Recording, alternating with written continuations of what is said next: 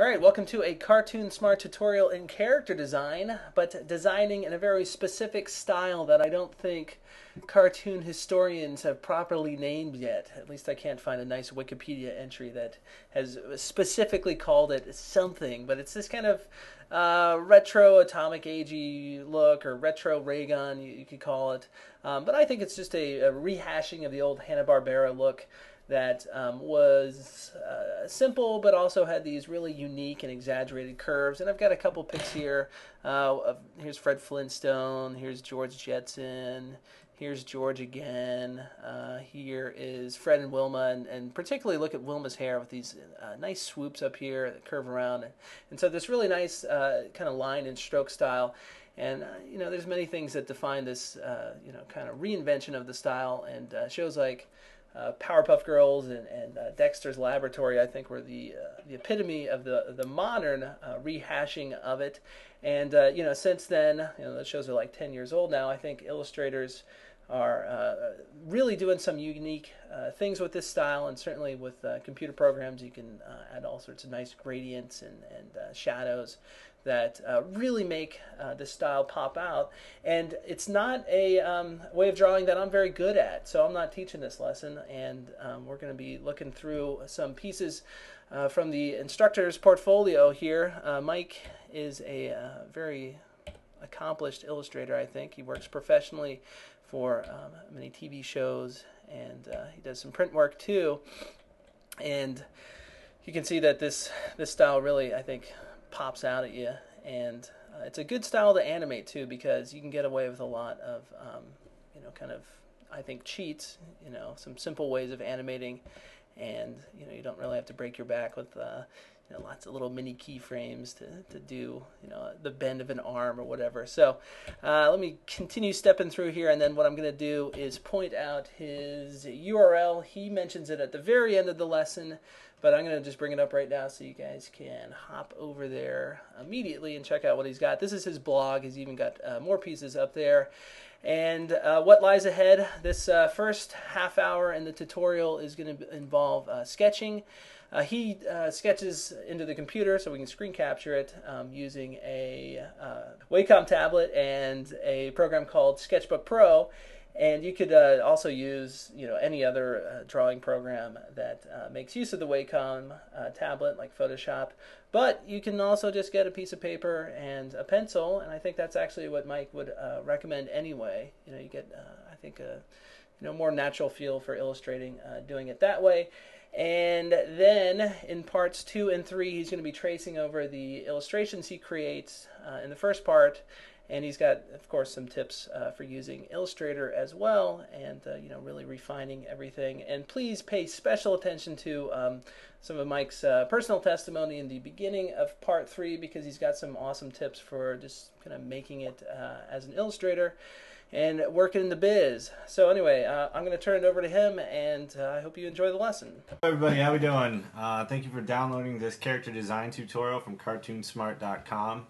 My name is Mike McNerlin. I kind of go by Mike Mac just because I figure it's a little easier to remember, and I think I'm cooler than I am. So I guess what we're going to be doing today is I'm going to do a couple rough character sketches, and we are going to later import them into Adobe Illustrator. I'm going to be using Illustrator CS3, which is the newer version, but for what we're going to be doing and what I'm going to be showing you, that's not too important. As long as you have, I'd say, Illustrator 10 and up, you'll just be just fine. I'll show you a couple new tricks, but really it's just going to be a pen tool lesson, gradients, transparencies, distortions, stuff like that. The bulk of this tutorial is going to take place in Illustrator. For now, I'm using a program called Alias Sketchbook Pro, which for all intents and purposes is just going to mimic a pencil and paper, which I can pretty much guarantee you have that. If you do have Alias Sketchbook Pro, awesome. It's a great way to go. I mean, it's very time-saving. I'm still partial to pencil and paper just because anyone who's drawn for a while has been using pencil and paper, and that's where you feel most at home. And but this program has its perks, and I do recommend going digitally. The sooner you can get used to it, the better. and it just saves a lot of time, especially when you don't have to scan anything into your computer. You just complete the image and import it into Illustrator, Flash, or Photoshop, and it's right there for you. You can edit, undo. That's the biggest thing. You draw a line, you mess up, bam, Command Z on a Mac, get rid of it. So yeah, let's get started here. We're going to do our first character. I like to start out by drawing the eyes first.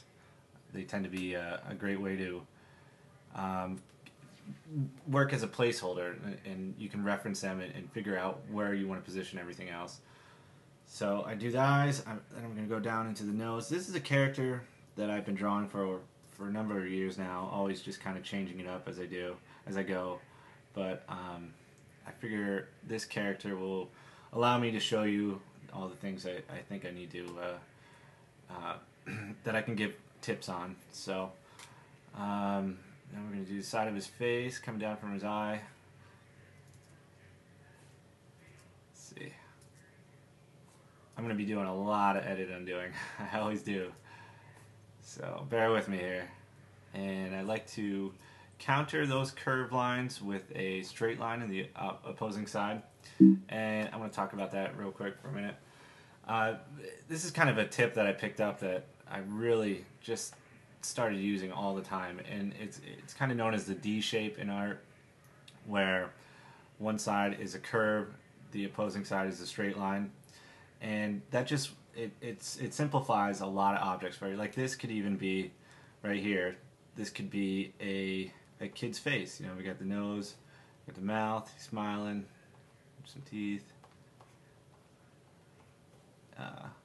Give him a little chin, an ear, some eyes, and you know, his hair there. So it's just an easy way to simplify things, and it looks good. Like it's a pattern that always works. And if you ever see like Samurai Jack or the Esurance commercials, they'll do a curve line. Let me see, let's fix that curve to a kneecap, to curve again, and then they'll counter it with a straight line. And just for reference, I'll put the foot in here. You see, they'll have the straight line followed by curves on the side, and it's just a good way to go, and it's a good thing to practice. And the more you practice it, the more you'll use it, and you'll just catch yourself using it, because it's sometimes just the easiest way to make an object work. So we'll get back to this character here. I'm just going to scale him down here. I press V, and this icon pops up where I have all these controls. I can move it. I can move it to the center here and rotate it. And I can scale it, which is what I need to do anyways right now. So there we go. And I'm going to draw the mouth now. Give him a big open wide expression.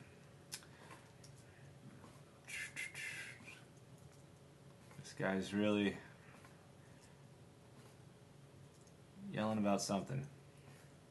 There we go. And put his teeth in. Some teeth. Put a little hole in his teeth. Been doing that lately. And just another line behind it to add some thickness to the tooth. And when I get this into Illustrator, I'll be drawing. I'll have a gradient in there. It will put some depth to it. I like to use a major combination of flatness and depth, and that allows things to pop. It's not quite, you know, it's not quite real detailed, but it's also not completely flat, and it just gives it an interesting look. So, and that's a large part with gradients that I'm going to show you. I'm going to show you a lot about gradients. I really, at first I hated them. I thought they looked too computerized, too vectorized. I didn't like them, but as I got to use them more and learn how to use the tool better, I got more comfortable with it, and I use them all the time now. If you see my stuff, it's kind of ridiculous. So we're going to do an ear here. It's kind of this weird ear I do. Jury's still out on whether it works or not, but for this guy, it's like his earlobe here. And there we go. Okay, and we're going to give him a chin. Okay, and now we're going to do his head. And I like to keep continuing this straight line I've got going here. I like to bring it all the way up to his hairline, because the other side is going to be, once again, countered by curves. So, how should I do? I'll go.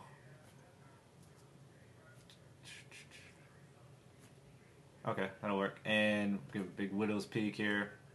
Give him some crazy hair.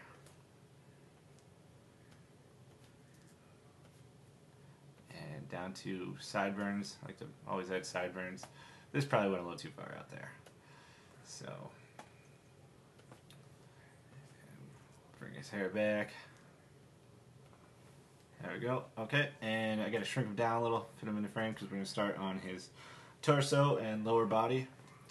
So I like to bring, we'll give him a collared shirt. We'll make this guy kind of a business guy. And I'll just run another line. I like to match up parallel lines when I can, like this line goes to the bottom of his mouth there. And I'll parallel that line with the top of the collar. And this kind of comes in too close. I'm gonna shrink this. This is where you resize your right now I've got the eraser tool selected. You just click inside of it and move left to right depending on the size you want. It's a real quick way to size up your eraser. And it works the same for the pencils and the brushes. You can size the thickness of them. So this is gonna come out. You know what? I like that wider, so I'm gonna bring his shirt out wider just to encompass it.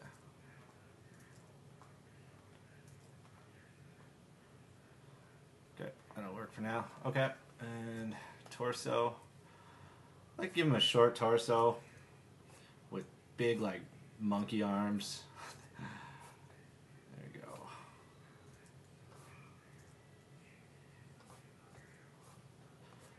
Maybe his sleeves are rolled up. Draw some folds in them. I like to put a fold line down, or a seam down the side of his shoulder to his arm. Okay, and bring his torso. Cut his torso off short. Adds to like the cartooniness, clown look to him. And I like to draw suspenders with them here. So, and when I do that, I want to again parallel a line. So I'm gonna parallel this arm line, the shoulder line here, and just try to get it close. That actually works. Put some depth to it. Parallel the other one to it, and close it off.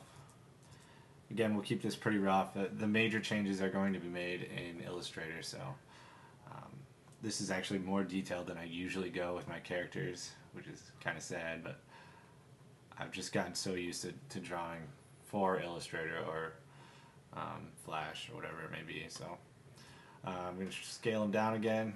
It's kind of coming out of frame. Put his pants on, put a belt here.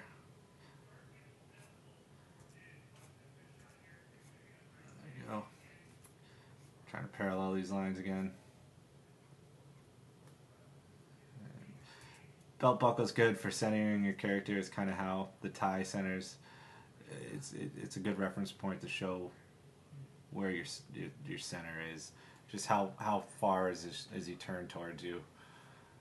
And we're gonna do his pants here. I like to really bend him, show his weight leaning in, and for his pants here too, I like to add a lot of weight to the lower part of his leg. Just makes it look like it's just enough to support him, but it's still awkward. So nothing wrong with your character having some awkwardness to him. He's a cartoon, so. There we go. He's kind of bending over his foot, which is supporting him here. Bottom of his sole. Give him these suede shoes. Just started doing it, haven't stopped. And I like to just add a little shade as I'm going along, just to help reference myself for when I bring it into Illustrator and just make sure I keep track of this is going to be behind, you know, his pants, his crotch area here. It's in the background, and this leg is going to be in the front. And again, keep the lines pretty straight. It's going in Illustrator. It's going to be vector. Going to be clean lines anyways. Might as well start them out clean. And maybe some pockets. And we'll have them wave. Have them say, "Hey, what's up?" Might as well be doing something. Edit undo, edit undo. It's out of the way.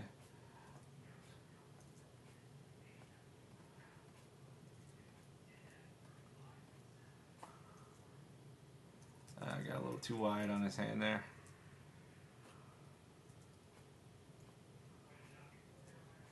Big fat sausage fingers.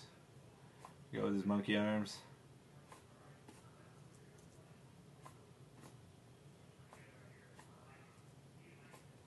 And you know what, this line is a little too skinny for the way I drew it, so I'm going to bring his shoulder up to compensate. There we go. I'm going to put his thumb in there. Okay, now we'll do this other hand here. So he's got these huge hands. I might as well keep going with it. Give him a knuckle. And let's give him some arm hair here. There we go. I guess we'll do the other suspender too, coming down. Come down about here. Again, like when in Illustrator, these lines will disappear, but I'll just do it now. So this is his suspender going over his belt, so I'll get rid of the belt line, get rid of his pants line. Just make it a little more clear for now. I'll do that over here too. I'll just clean up some of these lines while we're at it. I really don't pay too much attention to if I go past the line. You get better pen lines when you do kind of when you put the stroke right through the line that you're supposed to stop at. If you can erase, then you should do it. It just works that way. We'll do the tie. That's not going to work because it's going off center. It actually should follow this line of his torso, so, or at least close. That'll work. Keep it kind of short, and I'll go in and erase behind it again. To zoom, which is great with this program too, is you just hold the space bar and go left or right. Move your cursor.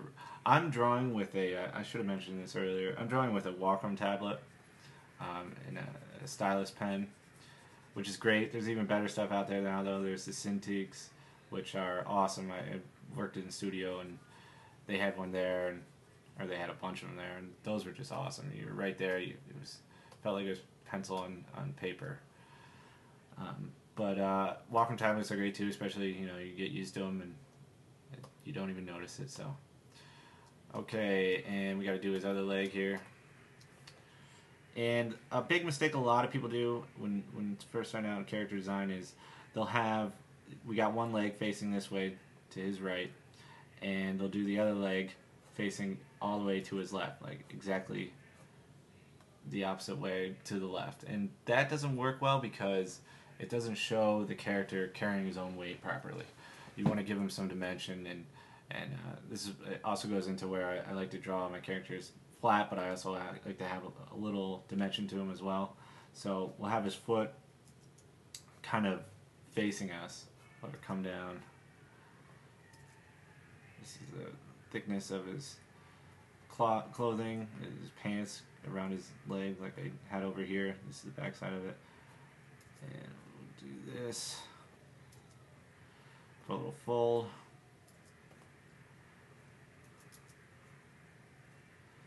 There we go. And we'll draw his foot. This shoes, suede shoes, whatever they are. Old hilt rockabilly.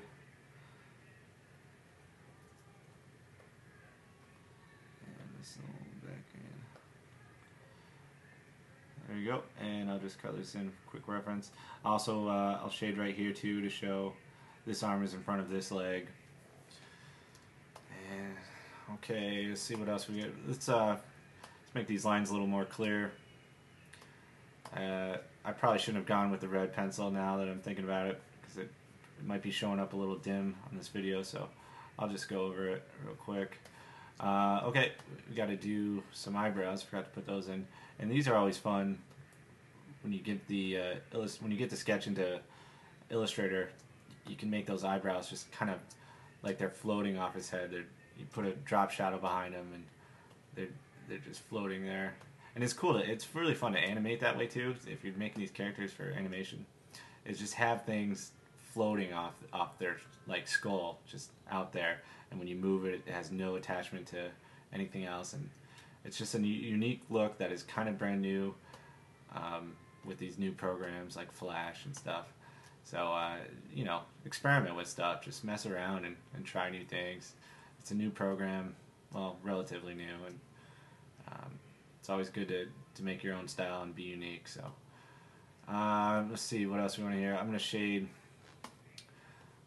a little right here just as a reference point for when we get into Illustrator to show his arm is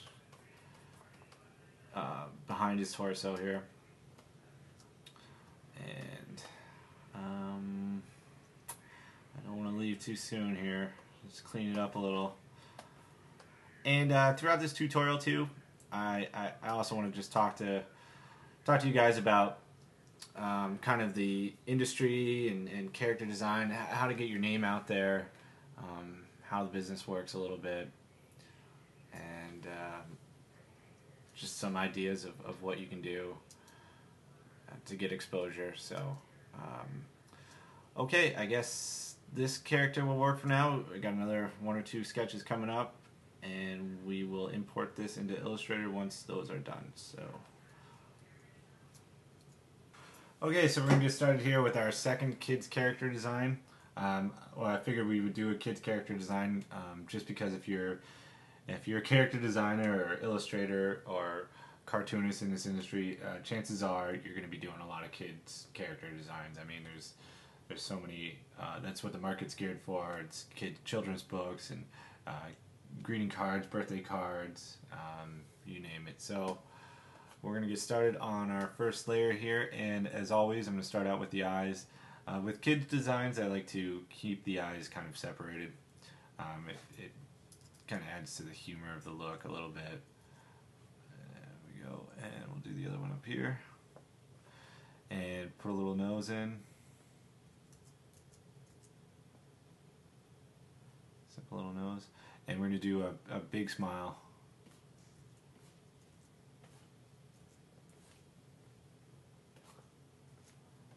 Down.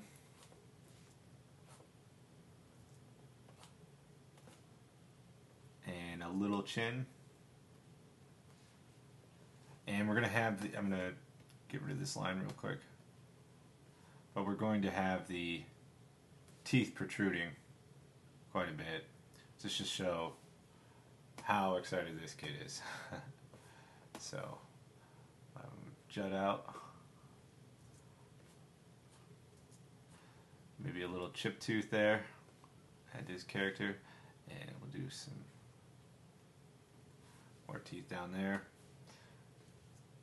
Get rid of these lines. Remember, no problem with doing excess lines. I mean, you kind of want your lines to shoot through other lines. You can always go back and erase. It just gives you better looking lines and straighter lines. And when drawing for Illustrator, you want to keep a pretty consistent curves and straight lines. So, okay, and we're going to do kind of the cheek here, and we're going to bring it around, and we're going to counter that big curve by almost another straight line like we talked about before. Maybe some freckles in here. We're going to put the ear about halfway down, and we'll draw the back of the mouth, and put the uvula in. I believe that's what it is. Hopefully I'm not talking about something else. And some freckles, good way to signify youth. big eyeballs.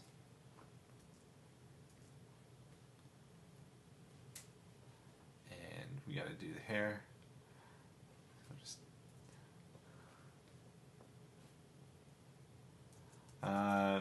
didn't like that line. Yeah, we'll keep it more of a straight line all the way back until it meets with this line. Okay, and we'll throw in the hair.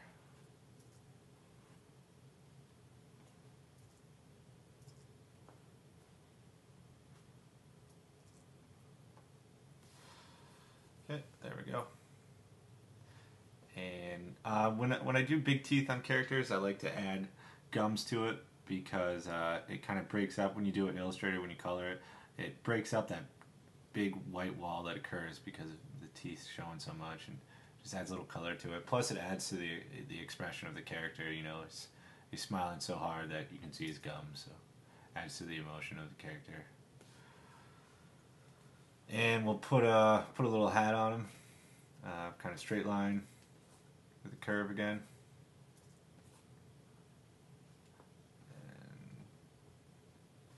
And we'll have a backwards hat.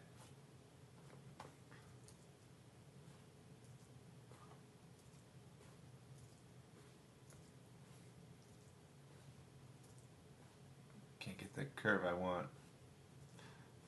That's good enough.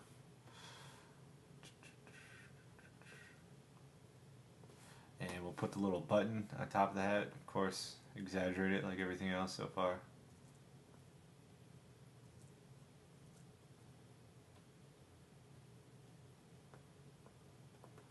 And some lines in the hat. Okay. And now we'll throw in the collar of the shirt. Start breaking up his face here.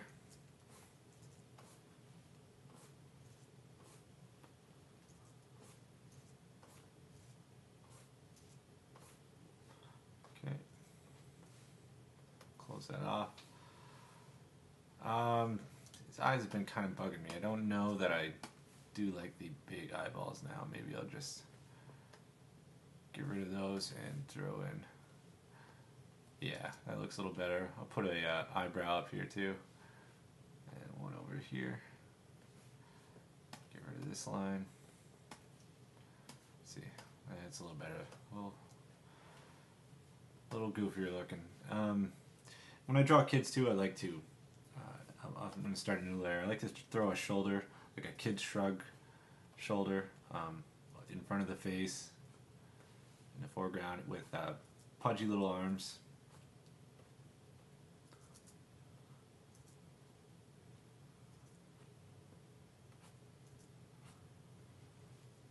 And for the elbow, I add a little swirl. Those are pretty popular throughout cartooning.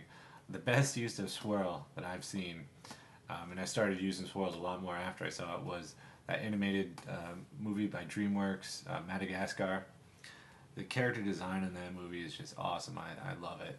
And something that really stood out to me was just how, with all the nostrils of the characters they did, the main characters, they just did this cool swirl that wasn't exactly curved, but it was just a great idea, and just a real abstract and artistic way to pull off that look, you know, and they represented the nostrils perfectly. I mean, it was just a great idea. So I've been trying to incorporate swirls into my work more and more, just whenever I can. Study other people's art. That's the lesson there. Nothing wrong with that. So we're going to now add the kid's torso, and we'll have it come out a little bit to counter all this weight.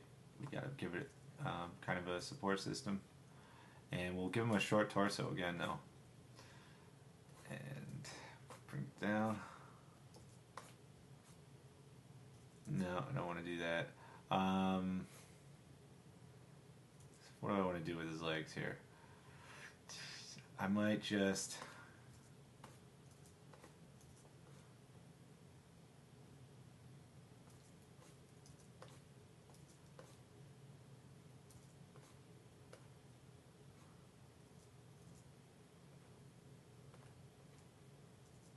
see.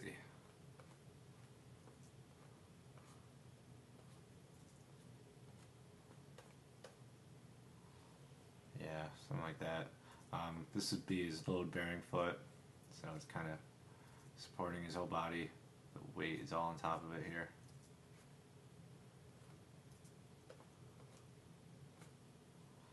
And here's his other foot, kind of facing towards us.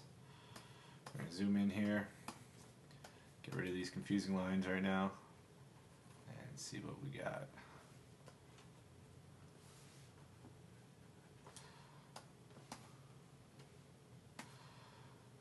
Okay, that'll probably do. Put a seam here.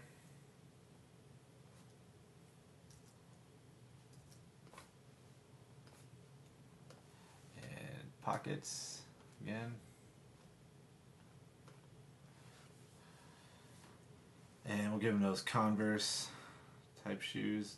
Big weight on the front. This goes a little too far here.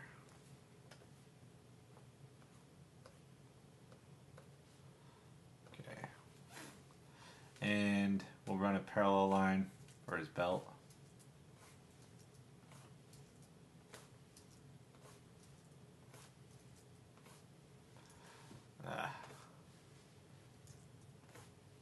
Close enough.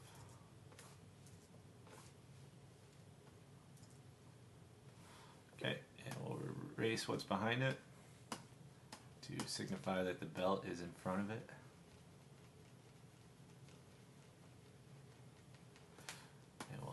Belt buckle and belt loops.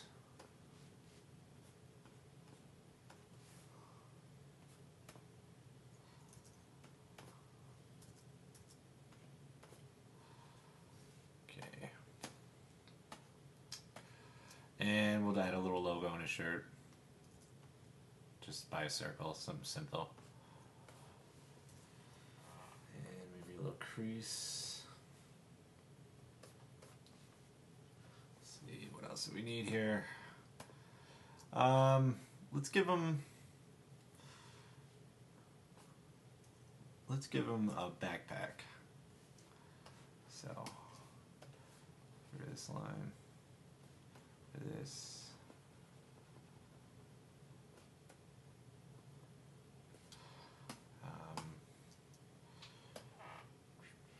Yeah, so we'll throw the backpack in right about here.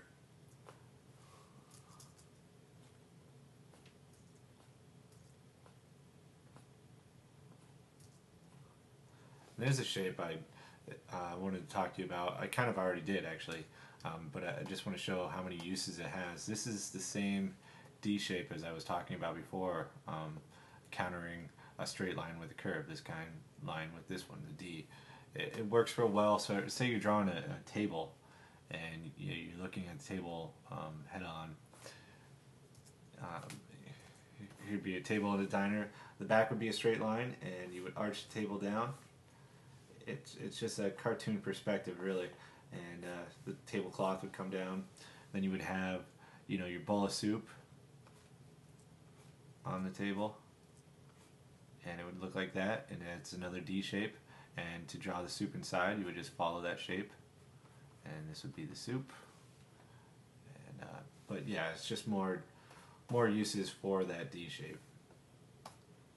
Oh, deleted everything. Let's see.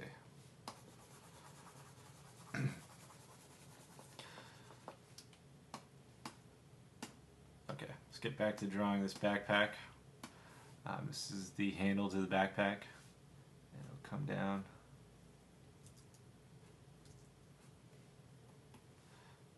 We'll get this backpack. This huge backpack. It weighs like 100 pounds.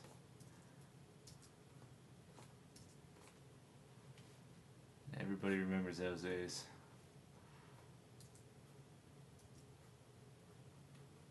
Shading. Fix up some of the lines.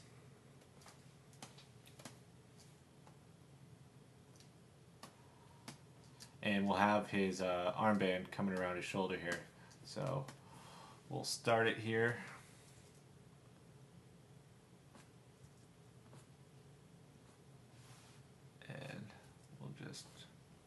curve it around.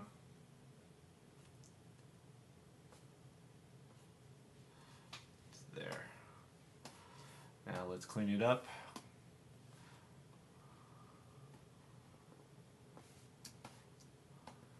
Erase these lines behind it.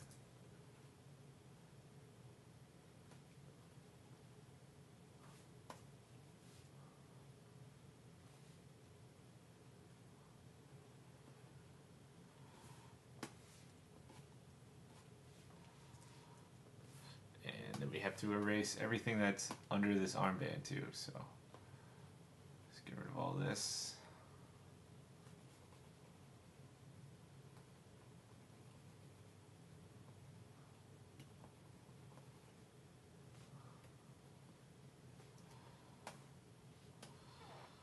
There we go. And we'll fix up that backpack a little bit in Illustrator, make it look more like a backpack, add some more detail to it. We will have this kid waving too. Why not? We got the other character waving. They can both be waving. And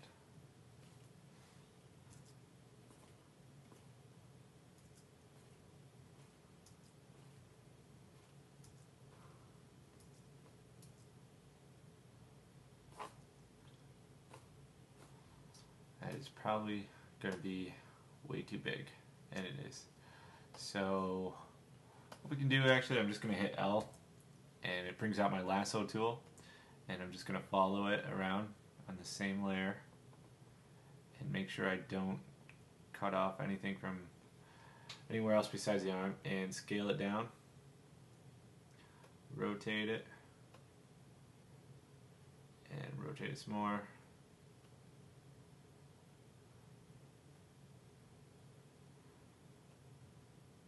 There we go. That'll do. A couple lines. And swirl for his elbow. Come in here. Clean up some of the stuff.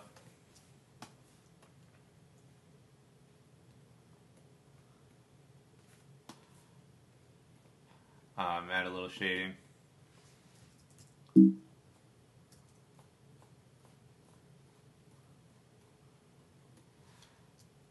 Just to remind me it's in the background.